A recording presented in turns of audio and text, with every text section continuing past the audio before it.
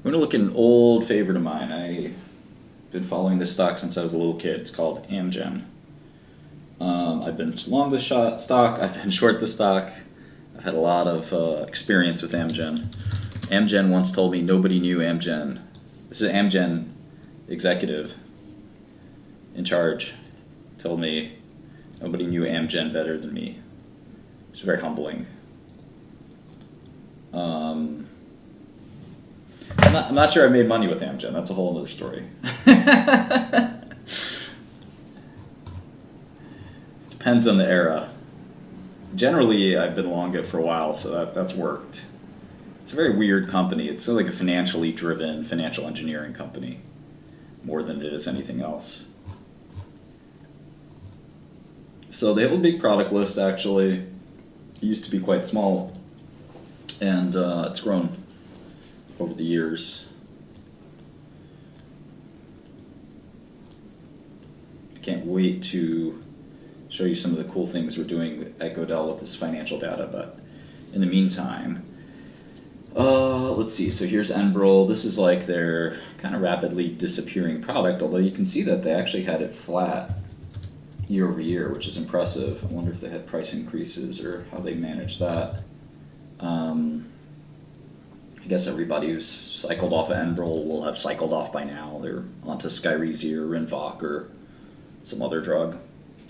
Prolia is kind of their, I would think of it as their most valuable product, because if you add Prolia and Xgeva, that's kind of one product basically. Where's Xgeva? 484. Xgeva is actually declining, which is interesting. But anyway, if you add these two, that's 1.5 billion, which is around 6 billion a year, right? So that's Amgen's biggest product. So they're actually a little more diverse than most companies. Let's see if you guys can still hear me. Just making sure. All right, I hope. Might be everyone's just quiet. Who knows? Yes, no, maybe so. Can you hear me? I don't even know anymore.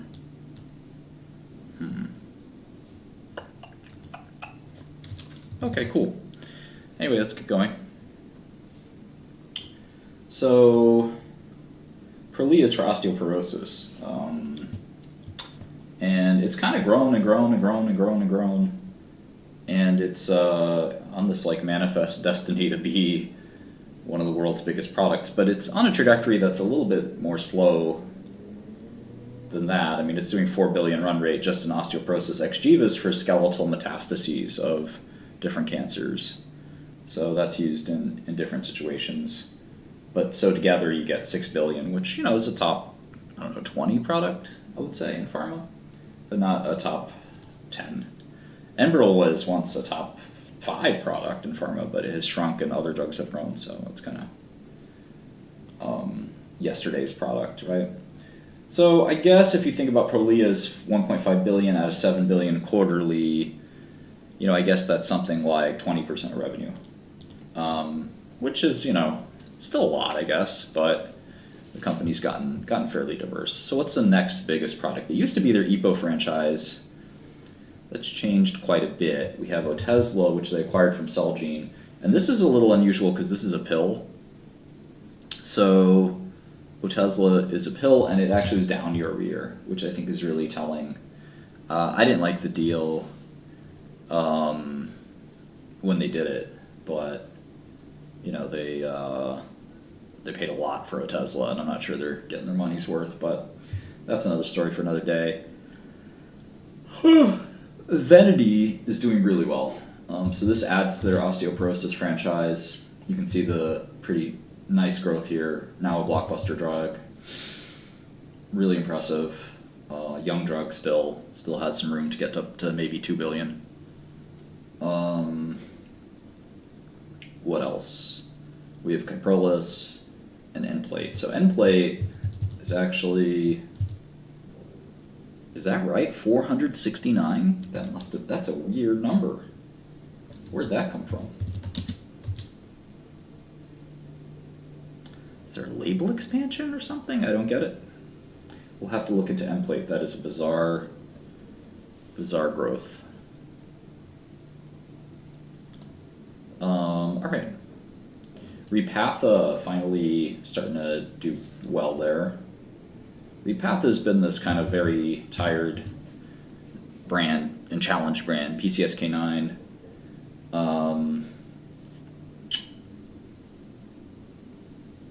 Product for cholesterol, and they actually lowered the price of the product. In pharma, you rarely lower prices in pharma, but sometimes you do, and it works.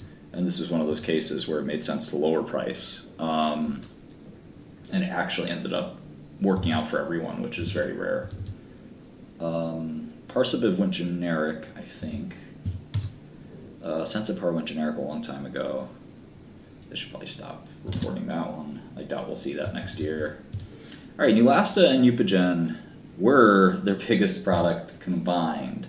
And you can see that they rapidly have disappeared, and that's thanks to biosimilars, or you might not think of it as thanks if you're working at Amgen, but you can see that even with all the mitigation attempts Amgen has made, Neulasta is kind of really fallen off. Barely a blockbuster now, was once clocking in, I think, over $4 billion in revenue. So biosimilars are starting to look like a bit like generics, which I think a lot of people in the biotech community never thought would happen.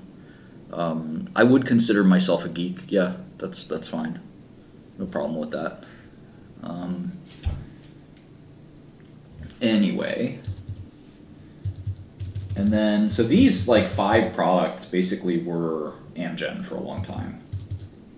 And you can see that those 5 products have declined. These used to be huge products, and now they're run rating. I mean, they're still run rating at around $6 billion a year, but declining pretty rapidly. That used to be the entire Amgen. That used to be like $20 billion. So, yeah, their version of Humira will be very interesting, obviously. Let's keep going here. Okay, Aimovig. This is the new migraine drug. Starting to peak up to $400 million. These migraine drugs are, I think, basically a big disappointment. They never seem to be able to get the scale that they wanted to. Tezspire, nice launch. Run rating around $300 million. I think this drug's going to hit blockbuster status, just 3-4 quarters into launch, new asthma drug. I actually might be a candidate for it to take it myself. So, Amgevita, this is the European Humira biosimilar. So this is holding in there. Again, this was sort of just a cash cow basically for Amgen. Lumakras, now at 71, has had a flat 3 quarters in a row. This drug's a bust. A lot of people thought Lumakras could be a blockbuster. It does not look good for the whole KRAS world. I was a big KRAS bull. I was wrong. Yes, I'm wrong sometimes. Trailing 12 revenue, $300 million. Not a great number. Mirman Jez, Orion. Magnus is playing later. Cool. So yeah, I thought the KRAS drugs would sell really well. I'm sure the KRAS not 12D or 12C, I guess, mutations will sell better, but they're still not going to be that big if this is the rate that it's going. So, all right, Kyprolis, 325. I'm surprised this is still growing, to be honest, but good for them. Blincyto, 164. So new highs for Blincyto, definitely chugging along. That drug will probably never go generic, or biosimilar, I should say. All right, Mvasi, this is biosimilar Avastin. This is starting to fall. It's getting very heated competition in the biosimilar market, as we can see from just all these products. Kanjinti down 50%, so that's a real nasty biosimilar loss there, or drop there. Did I put in Neulasta and Eupogen, or did I mess that up? It looks like I messed that up, right? thought I put in the right number, but I was putting in just rest of world. So US global new assets 221. No, that's right. Okay, I got them right. Phew. Good. I'm not losing my skill just quite yet. 119 there, and we got 6552, so I'm missing one product.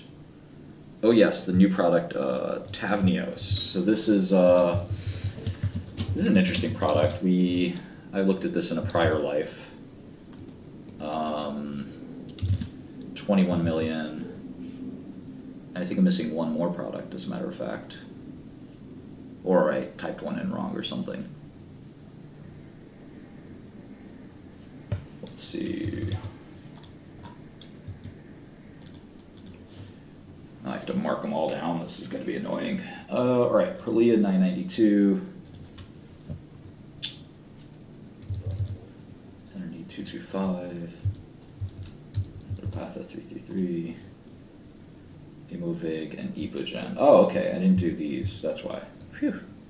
Epogen 114 and Aranesp 348. So that brings me the right numbers. Cool. Everything's worked out here. So I'm curious why Nplate grew that much. That was a weird number. But let's look at the year over year. It was down 4% for Q4. So Amgen's sort of struggling in a lot of ways. The acquisition of Horizon may boost revenue, but it's obviously not going to be a useful organic boost. I like how they say largely unchanged. Product sales were down. Or they look to be down, at least to me. I could be wrong, though. Actually, product sales were up. Take it back. It was other that was down. So other is their COVID manufacturing, which is obviously not a serious business. So let's look at the Nplate situation. Hemonc, Nplate. 66%, a one-time order from U.S. government. Okay, that makes sense. So I think you can use Nplate, some people think, for radiation poisoning. So that might be why the government's stockpiling that. It could be wrong, but that kind of makes sense. Some CIA stuff there from Amgen. Secret stuff.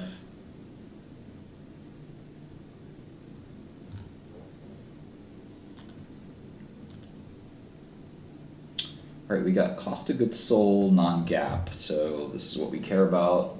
Non-GAAP is 1071, a little worse than I imagined. 84% margin. I do have to get these numbers as well.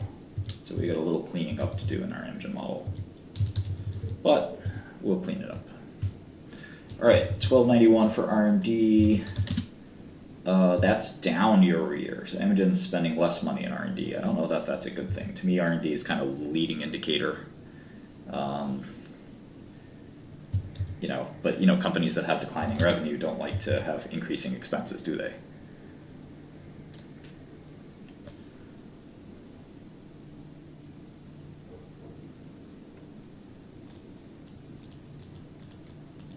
Okay.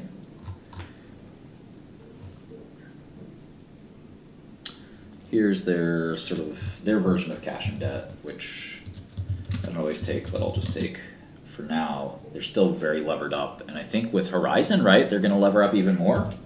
So, I don't know. That seems like a mistake. They're going to be out of capacity probably for many years. I have to start modeling like Horizon earnings contribution, I guess. Big win for the Horizon people to sell the product, obviously, or the company, I should say. It's really one product, but two products, I guess. A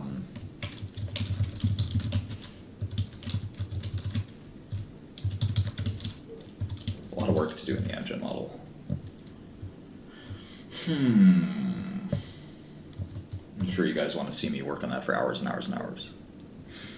How much did they pay for Horizon? How did they pay for Horizon? All cash or not? Very perceptive question from Furs HQ. Very smart person, I can tell. how did they pay for Horizon? Let's take a look. Amgen Horizon. 28 billion. Cash offer. Cash offer.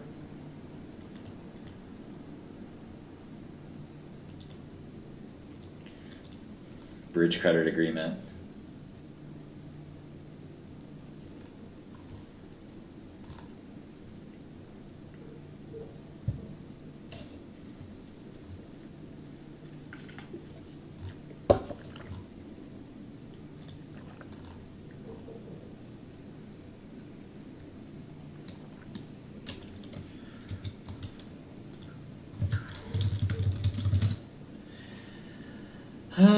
Where's the press release? Here it is. No, that's the Rule 2.7 announcement. I need the Amgen press release. Amgen Investor Relations.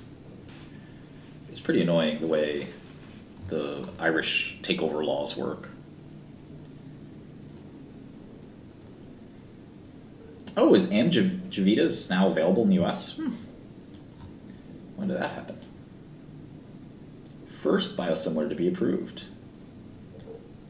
I know that, but the question is, can you prescribe it, right? List price, 55% below. Woo!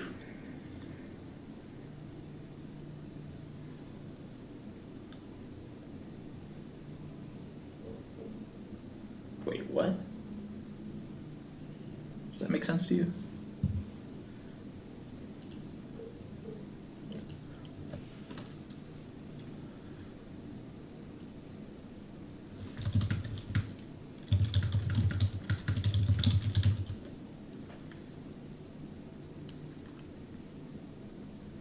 I mean, I think I speak the English language.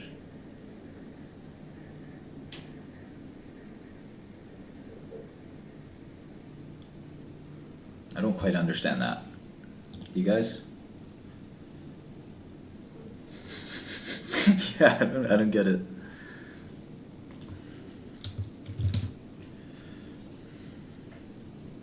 This is part of the valuation process for sure.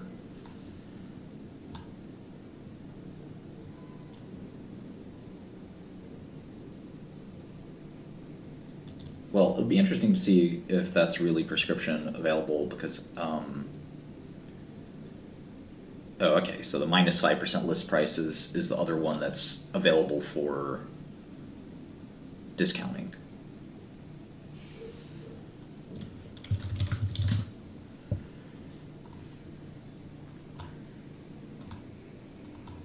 For contracting, I should say.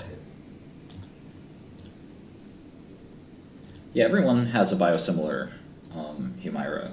I mean, if you're doing biosimilars and you don't have a biosimilar Humira, you should just give up.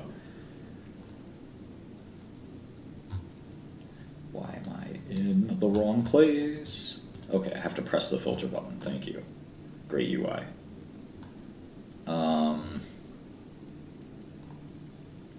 Okay, so I guess they didn't do. They have two press releases? I don't know. Pillar Tree. 28 billion.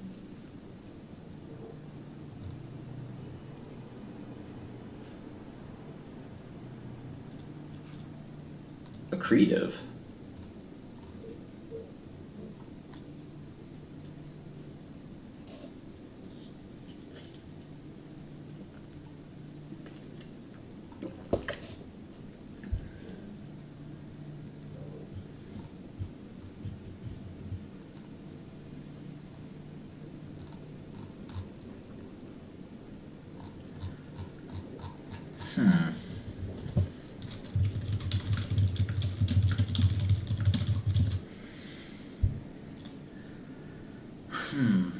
Let's see the last Horizon press release.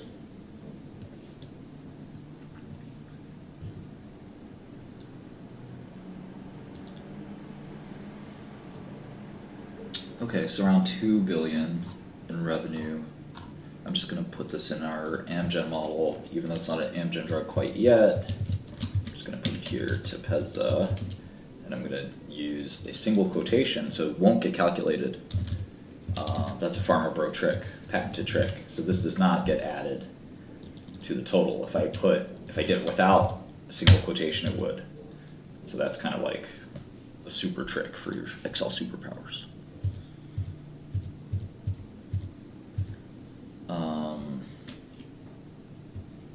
So last year it was a higher, they had more revenue, okay. I'm sure there was some explanation for that. They're also getting Krystexxa, which isn't that small.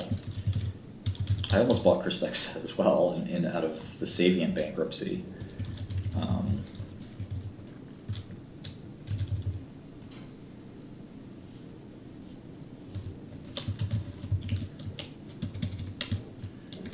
Ravicti's gonna go generic, I think. Maybe I should make a Ravicti generic.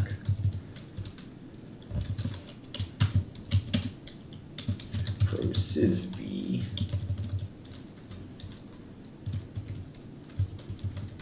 Okay. I forgot to have Uplinza.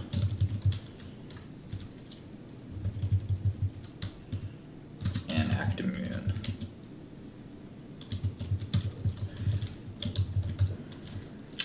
You have to apply for a Godel beta. I don't think we're taking new beta requests right now, but I'll let you know. I'll post. Stay tuned, and I'll post a link at some point, maybe next week.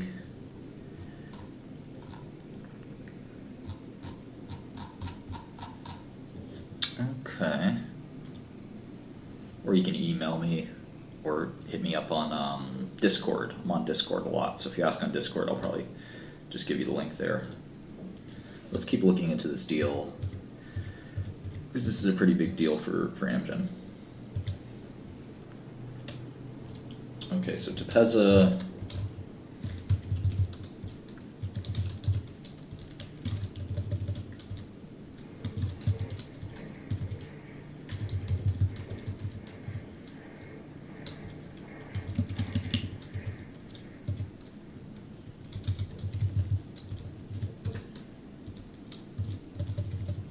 All right, so Tepezza is around $2 billion, but it looks like its growth has slowed. I don't think there are new indications either, right? So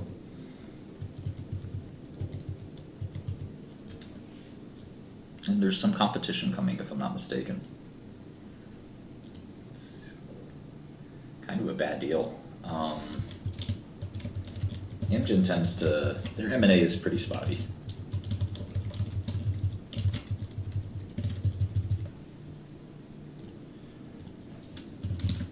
Yeah, the quarterly results for Tepezza have been very confusing. Oh, that's interesting. Okay, so it's still a relatively new launch.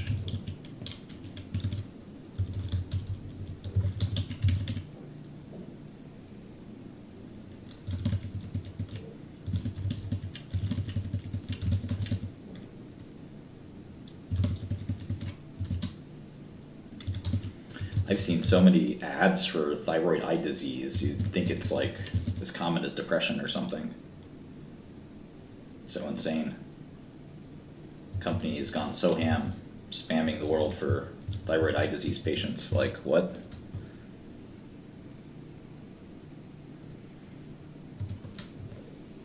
AMC, the squeeze is coming.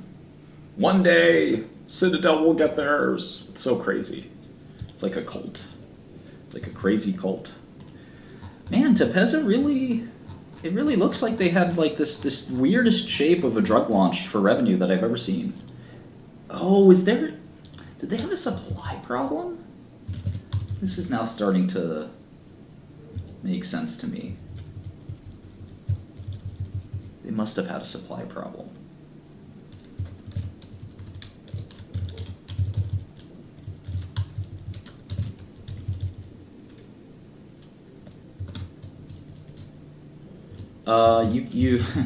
So somebody's asking a very simple question: why would you buy a company for a premium? So that's the tradition in M&A. There's a number of reasons for that. The first reason is that you can't slowly acquire an entire company in the stock market. It's very difficult to do. They are paying in cash. Uba ER, thanks for subscribing. So if you want to buy the entire company, you basically have to come to a negotiated agreement. There's no real great way to do that in the stock market. You don't just get an E-Trade account and start buying, click, click, click, buy, buy, buy, buy, buy. I actually did do that once, but in general, it's very hard to do that with a large company. One of the reasons for that is you have to disclose after you own more than 5% of a company. So once you cross the 5% threshold, you basically at that point are the cat's out of the bag that you're buying the company, or you're trying to at least. So that's one obvious way. The other obvious way is, if you want to buy out a company, you have to be willing to sort of make a good deal that the other company has to have a reason to sell to you. No, you have to do the disclosure yourself, and there have been people who actually have gotten prosecuted for not doing the disclosure in a timely way. Some people try to sneak around the disclosure law by not filing on a timely basis. I did once, when I was doing one of these that was very secret mission, 5% deals, we had, the rule is you have 48 hours to disclose. And we waited till 47 hours, 30 minutes. I don't think we waited till the last minute, but we were tried to use the market every second we can. Yeah, I wouldn't be surprised if Elon Musk didn't disclose everything. But, it's one of these rules that's policed when the SEC kind of wants to police it, or when they find out about it. They don't have the tools that they need to perfectly police it. And personally, I don't think it's a very limited, quote unquote, violation. It's really not the end of the world if the market finds out a week later that you bought more than this percentage or that percentage. But I do think, there's, it's fair. Those are the rules, and everyone should play by them. It's fair is fair. Okay. Otherwise, you could corner a stock, and that was the old. If you read about the history of Wall Street, that was kind of what used to happen. Right? I just realized I'm not putting these in single quotes, so I'll have to do that.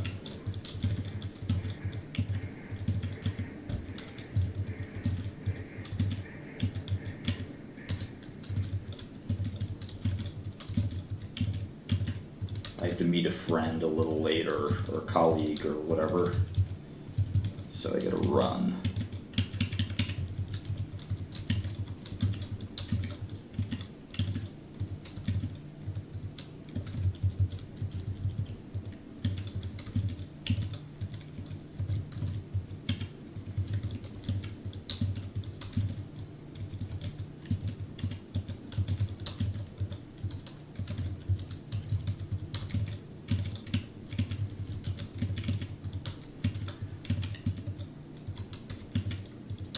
Now I regret putting these little small products in that don't really make a difference.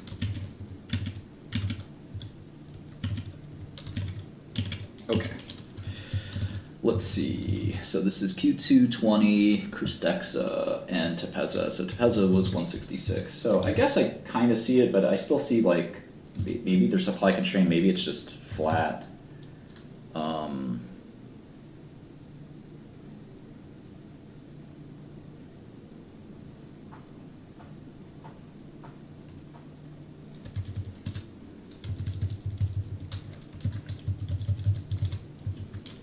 So I have to dig into that. Maybe, if they're being supply constrained, that could be pretty exciting, right?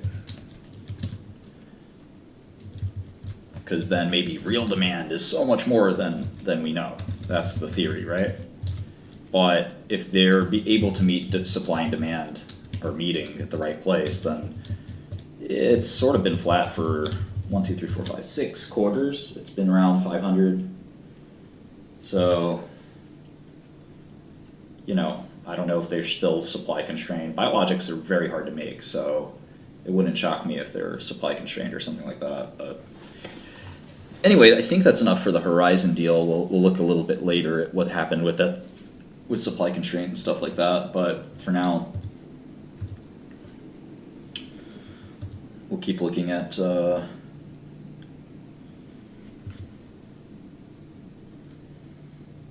of these disclosures. A lot of their pipeline is kind of the same old. Yeah, not that exciting.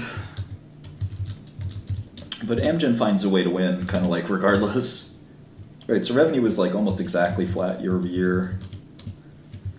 Let's see, they had 34 million here.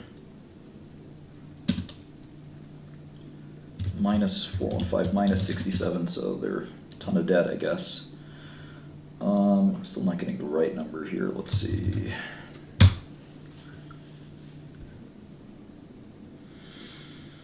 Oh, right, gap, non-gap, duh. Let's see, something's missing. Okay. There's the balance sheet, there's gap, non-gap. So, this isn't the best format in my opinion, but who am I to tell Amgen what to do? This is not bad, actually. I'll take it back. All right, so their non-gap net income is $2,202,000,000. 2202 non-gap net income, NGNI. So taxes go up to 586. So okay, but maybe one of these goes down. Let's see. What's this 340? So I'll just do 340. All right, so I got almost the exact number. And I just got to add back like a couple of these other little things, but it looks like plus 10 here, or minus 10, I should say. And we're 9 million off, which is close enough. You know, if you wanted to get through it step by step, you can get the exact number, or hopefully you should get this exact number. Sometimes I catch these companies and say, I can't make your numbers add up in your press release. That's when they hang up. We'll get back to you.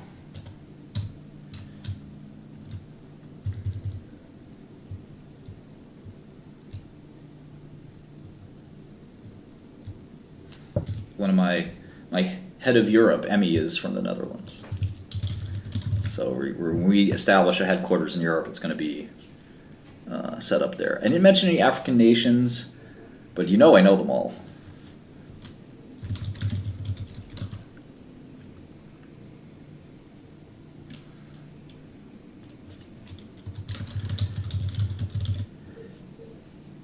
Hallo mijn Nederlandse vrienden. Hallo mijn Nederlandse vrienden.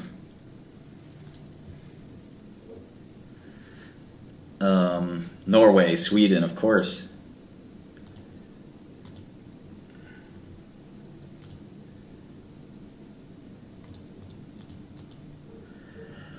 Nederlandse vrienden. Mijn Nederlandse vrienden. I did not attend an Ivy League university. 5 drug companies forever. Ooh, that's a tough one. I mean, honestly, probably. It's hard because drug companies, their assets cycle in and out. So it's all about management. So you can't own management forever. Unfortunately, Warren Buffett, for example, is a good example. At some point, the old man's gonna move on to the next life. Unfortunately, for capitalism, the OG is gonna retire, finally retire, to the great office in the sky. When Buffett dies, I'm legit gonna cry.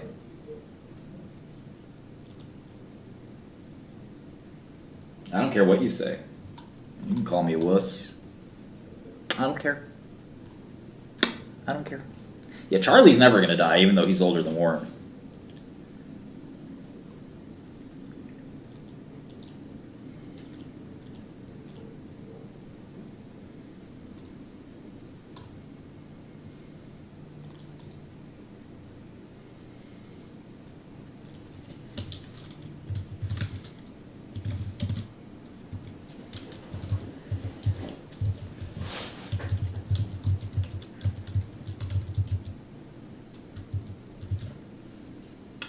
Novo Nordisk, I don't think it's a short.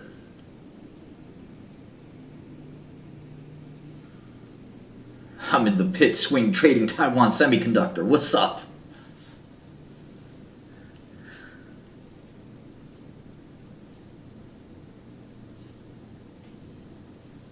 I got my plug in Taiwan giving me all the numbers. That's what people are doing.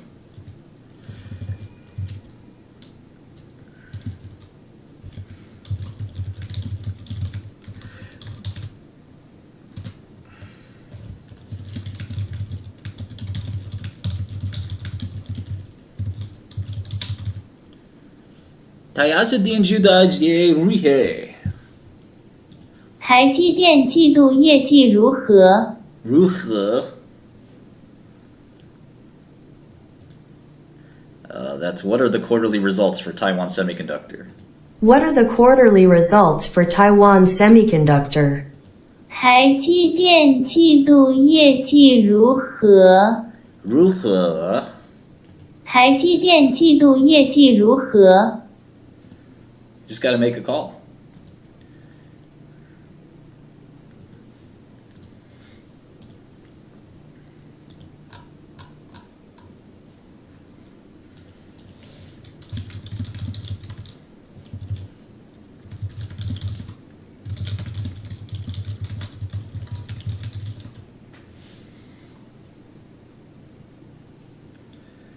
Yeah, I don't think most people can make money trading. Trading daily is very, very difficult. Most hedge funds have stopped doing that as well.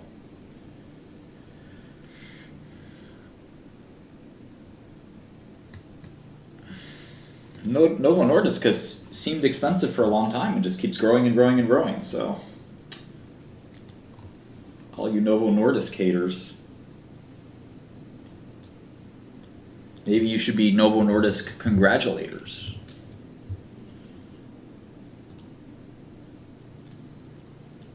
Legacy markets? Yeah. I wouldn't call the stock market a legacy market. Crypto hasn't done that well. Still a little bigger than the crypto market. Legacy.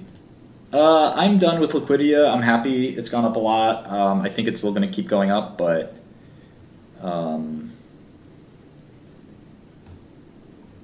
I think, the easy money has been made. So many good questions. Thank you, guys.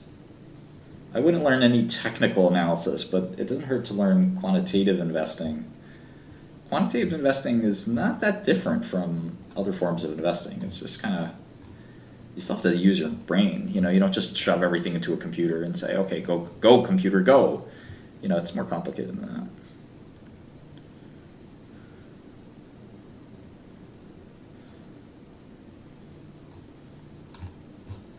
Technical analysis, though, is just bullshit. The idea you could look at some stock chart and then figure out the future from the stock charts is nonsense.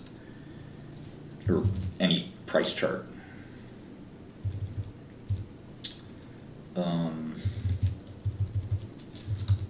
I'm sure someone's out there saying, yes, but yes, I can. Yes, I can. It's like, okay, dude, go ahead. Do it. Conquer the world. There's an infinite amount of money out there for people who want to who can make money and will help other people make money. And I mean like through a fund or something like that. There's no shortage of global wealth. There's $400 trillion of wealth out there for people that want to, or more than that actually. No, around 400 trillion of money out there. And every single person, every single dollar wants their money to go up more. So if you can do it, God bless you. You'll find people who will give you money. But you'll have to do it sustainably over and over again for many years. And I suspect that that's going to be very difficult to do. But again, to each their own. My friend had dinner with Warren Buffett, and he asked Warren Buffett about Soros, he asked Warren Buffett about Renaissance, he asked Warren Buffett about all these other investors who were demonstrably really, really good investors, like irrefutably good. And he said he's happy for all of them. He doesn't care, he doesn't pay attention to them. He just does him. You know? I just do me. As a rapper, Warren Buffett. But it's a serious point. You have to be content with your method, not look around and say, oh, I want to try that method too. Oh, no, I want to try that method too. You don't see Jay-Z looking at Taylor Swift and saying, oh man, I'm so jealous of all Taylor Swift's record sales. Let me go be a pop country artist. And then he turns around and says, oh, whoa, man, Charlie Puth's doing really well. Let me work on my vocals. You know, it doesn't make sense. You don't see Tom Brady saying, man, that Ronaldo, he's paying a lot of money. I gotta go try playing that game. Maybe be really good at your game. You know, and it's hard because you don't realize you probably suck at your game. You know, that's the reality. And so focusing on excelling at one thing is something people don't want to do. They want to excel at 10 things, and it's, you know, excel at one thing and master it, and then maybe, just maybe, then you can start to even think about thing number 2. But I'm talking 20 years after, not like right away. So patience is really important. Even my dad knew that. My dad was telling me that from day one. Literally day one, at least in my life. Patience. Patience, my son. Chashi does not know patience. For example, when Chashi wants food, she just paws on my dad like this. Boop, boop, boop. Wake up, old man. Give me some food. And he says, okay. And he gives her the food. It's like on command.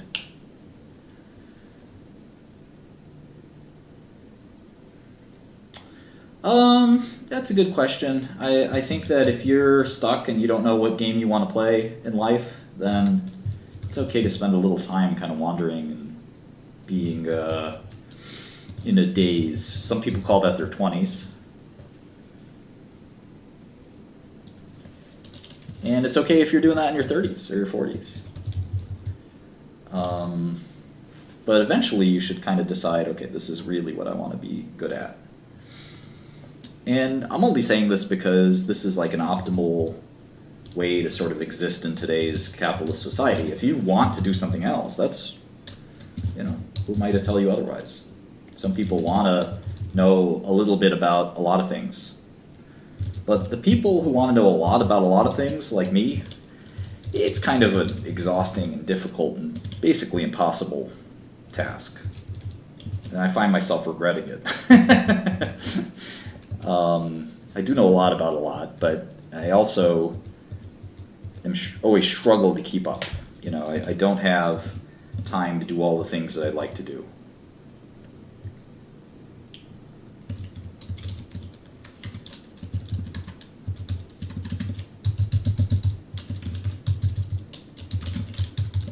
You know, there's a lot of value in freedom. You know, the freedom to be able to do whatever you want at any time. The freedom to pick up, you know, a journal and read it cover to cover. And if you want to know a lot about a lot, you're not going to have that kind of freedom. You know, you're going to miss things, and the opportunity for lateral thinking and other exposure to interesting ideas may be limited, and you may actually paradoxically end up doing less, even though you're trying to do so much more. So you have to find a way to be focused but also flexible, and it's very difficult. I mean, there's no easy answer. I do think you have to have a good mind state, you know, no matter what. You have to be really interested in efficiency and interested in, like, you know, very, very, you know, good, healthy lifestyle, which is not always easy to do. I know it's not easy for me.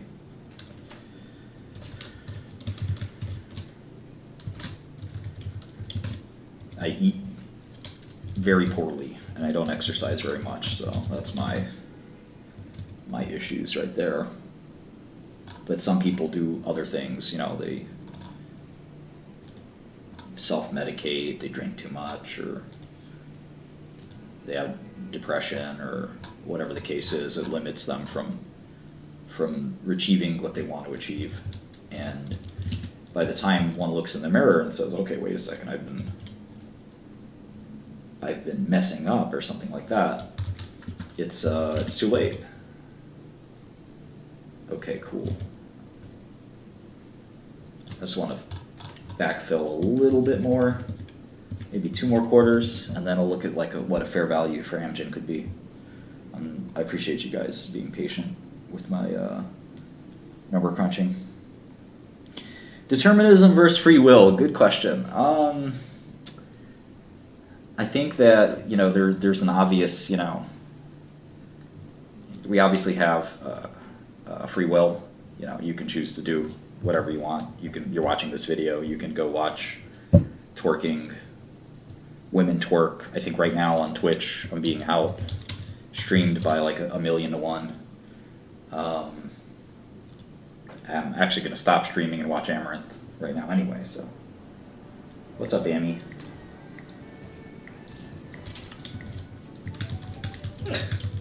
I was trying to make a cabin out of birch logs and it ended up looking like bird shit because there's no texture pack. Did not go well.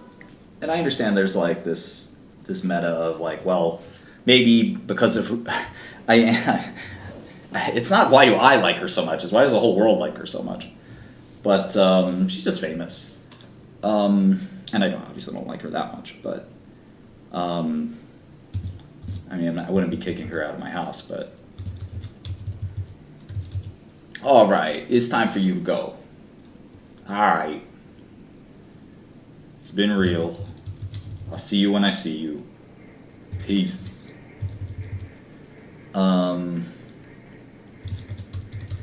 Yeah, it's time for you to go. Yeah, the homie's coming over and you gotta be out of here, right? You cannot be present when the homie arrives. You feel me? I've never been kicked out of anywhere. Yeah, well, too bad.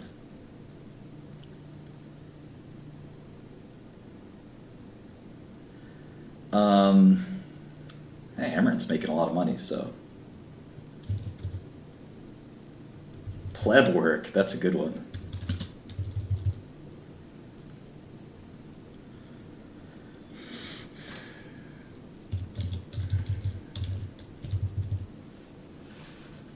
Just ask my magic AI device to do everything for me. If I don't know the book, I can't comment on it. But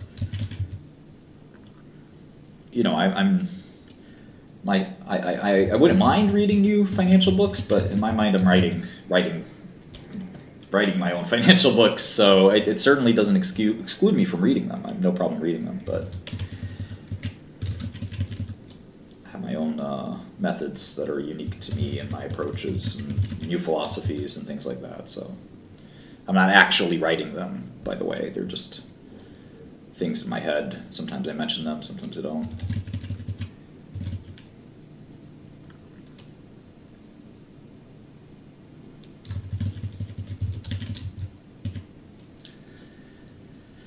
Amovig, 98.95. Amgevita. Sounds like a woman's name. Alright, Kyprolis. Endplate. Blincyto. Blincyto is funny, that deal that they did this deal a long time ago for that company, and I would say it actually worked out pretty well for them. Kanginti. It's good to know the histories of these companies sometimes. Sometimes I wonder if it's a bunch of useless information, but it's good when you talk to the company management that you know their history really well. I think they get impressed and they're like, I gotta talk to this guy. Even if you're not like the biggest shareholder or something, they still like, or like, damn, this guy knows some shit about the company I work for that I don't even know. You gotta be prepared.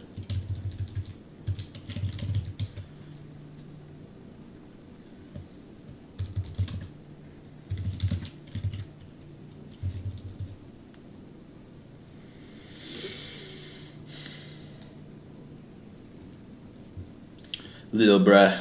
What's up, Parth Patel? We can look at Sage at some point soon. That's a good idea.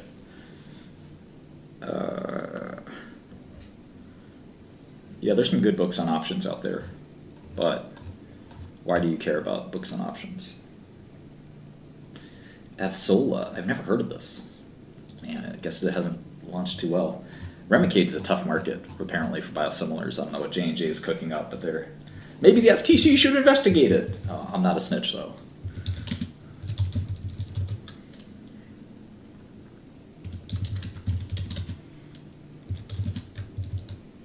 Imagine being a corporate snitch. I want my whistleblower money. Damn, dog. It's like that. In jail, the worst thing you could be is a snitch. I think in life, the worst thing you could be is a snitch, but that's not the way the government operates. The government's always like, do the right thing.